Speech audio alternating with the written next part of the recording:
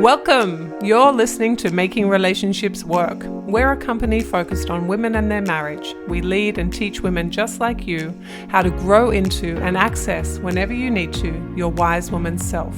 The part of you who is deeply connected to your purpose, your innate wisdom, and your husband and family. We teach women in marriages how to rebuild trust and connection, to work through conflicts, no matter how deep, no matter how painful, and to lead your marriage to a place where the two of you experience marriage mastery. This podcast is about learning the systems and techniques that truly work to reconnect you back into your marriage so that you can experience the freedom that comes with a masterful marriage. Since this podcast is totally free, if you're getting tons of value and you want to support us and make sure that you get more of this good stuff, subscribe below and rate and review our podcast today. Now, on to the show.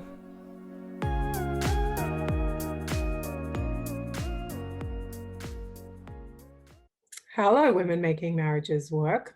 Hello, Making Relationships Work Facebook and YouTube channel. Hi. We're here to talk about something super duper important today. And this was a conversation that I've been having with some of my wise women in the program at the moment. And it is around the idea that you get to choose how you show up. You get to choose who you are. And that when you get access to choose that, you get to create the life that you want. And so is it as simple as just choosing? Well, no, because otherwise we choose to do things differently, right? But it is also not that hard to build out something different. And so let me unwind this a bit and let's talk about this at a deeper level. And so first of all, I want you to think about you. I want you to think about you when you are who you are. And here's what I know. You are beautiful and wonderful and kind and loving. And you've been dealt a hand of cards that you didn't really have a say in. And some of those cards were good. Some of those cards were not good. And some of those cards were terrible. What you do with those cards is you learn how to cope based on what you've inherited from your family of origin, what cards you've been dealt across your life, from school or communities or instances or incidences or random acts of universal impact. Yeah. So you have developed in response to all those things. You've built out things that serve you to protect you, to enhance you, to allow you to move forward, to allow you to lead, to allow you to create the life that you have, the family, the security, the work that you do, all of that you've built in spite of those cards that you were handed. And so what we now need to talk about is how well you've done to get yourself from here to here, because you have. There's no question about that. You have done so incredibly well to get yourself from here to here. And now, what do we say? We look around and we notice how conscientious you are, how reliable you are, how loving you are. We notice how hard it is. We notice your marriage isn't where you'd like it to be. You notice that your children are magnificent, but also super duper hard sometimes. We notice that your work is a reflection of you. We notice your family of origin and the trickiness that comes with that group of people, but also the beauty that comes with that group of people. We notice that you have a home and that you have people who love and care about you. And then we notice the harder parts. We notice those parts about you that your husband sees, your children see, because they're privy to the innermost workings of you. So we notice that.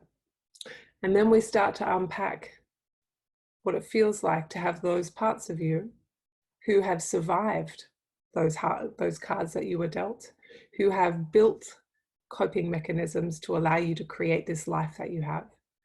We start to notice that those are parts of you that we understand why they're there, But what we don't understand is that perhaps they're not serving us at the level they need to. So it's kind of like thinking about the first iPod you got. And if you don't have an iPod or you never had an iPod, let's use the first iPhone.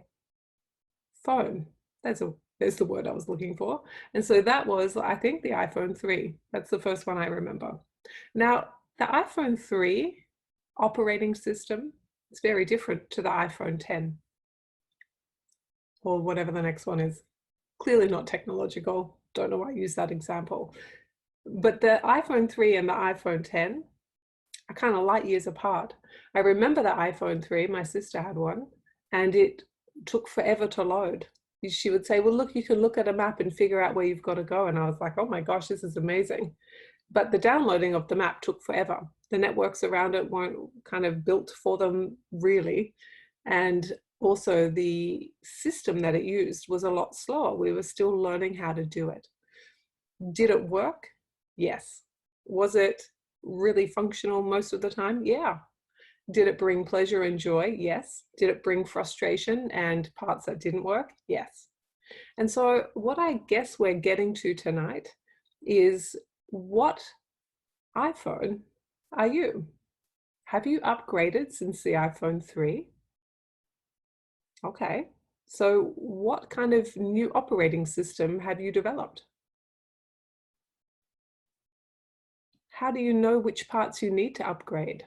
On an iPhone, it's like, well, the maps aren't working because the data isn't right, because the internal system isn't fast enough. The bits just can't move at that capacity, but the iPhone 10 can. But when we think about it from a human perspective, what is your version of the upgrade that needs to happen? Which bits aren't working? Perhaps there's a bit from those cards you were dealt as a kid, which means you respond to a situation with anger. Kind of 80% of the time, you're angry mum, yeah, or you're yelling mum, and that's your default. And you know what? That anger or that yelling that you used to use when you were little, teenager, kind of adult, early adult, it kind of made people go away from you, which was probably a safety strategy, right? So it worked and it was appropriate and it got you safe and it got you to here. And what's wonderful about that is that it served you. But what if what served you to get you to here is not what you need to get you to where you want to go and who you want to be and what you want to be known for and what your legacy is? And that's the question that we're talking about tonight. We're talking about, what upgrades do you need to make?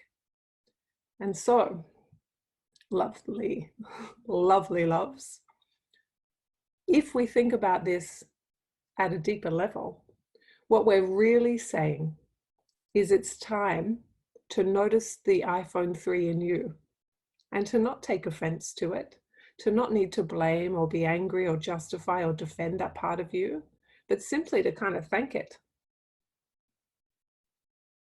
because it got you to here. The scary part, I think, for you is that it got you to here, and will you still be safe if you don't have it? Will you still be somebody who is well loved or well cared for if you don't have it? And that is a whole different conversation. But let's talk in this space for just a little bit longer. So if you are someone who can see a part of you that needs to be upgraded, that's the first step. The first step is noticing. The second step is building. What skill set do you need to build in order to switch one operating model for another? And what we're talking about in that space is really cool. So your job is to identify the bit that's not working for you in yourself. Because remember, the self is the most important part of anything. There's no one better as a friend for you than you. No one. There's no one better in the world. You are the person you get to have the whole way through. And so you're allowed to talk gently and kindly to yourself and upgrade parts and pieces. There's no problem in that. Once you know which part you want to identify and grow, your job is to start to build out what it looks like when it's working well. And that's the part people have problems with. Then they have problems with how do I leave this and live here? And so to get to that answer, there's two things you can do. First is you can watch the masterclass, and I'll pop the link below. Second is you can book a call with me and my team, and we'll get you really clear on how to do that growth. Have a think about how it will serve you to grow into that iPhone 10 equivalent of you. Have a think about that. Have a think about what you would be scared about and what you can do to look after yourself if you're scared. Have a think about what benefits you will receive because of the upgrade and why it's worth your time to go and do the work to figure that out. Because this self-motivation, this intrinsic motivation, it's what a wise woman has, my friends. That is the core embodiment of what a successful wise woman looks like, feels like. So there you have it. It's upgrade time, my friends. It's time to grow that identity. It's time to step into the light of your version of an iPhone 10 or 11 or 15 or whatever the number is you want to call it, iPhone X, I don't mind. But you've got to know where you are, you got to know where you want to go, and then you got to go and do something different to get it. And that something different is the masterclass and booking a call, and those links I'll pop in the top. So my loves, it's time for me to go. I love coming here and sharing these words with you. So leave me a comment below and let me know what you think, what you notice, what your commitment to yourself is. And I'll see you soon. Okay? Talk to you later. Bye, loves. Thank you for tuning into today's show. If you're feeling fired up and you're ready to grow and you want to know more about how to do that, here is what I want you to do now. I want you to watch my marriage masterclass. This masterclass will show you how my clients have turned their struggling marriages into thriving marriages, even without their husband's buy-in.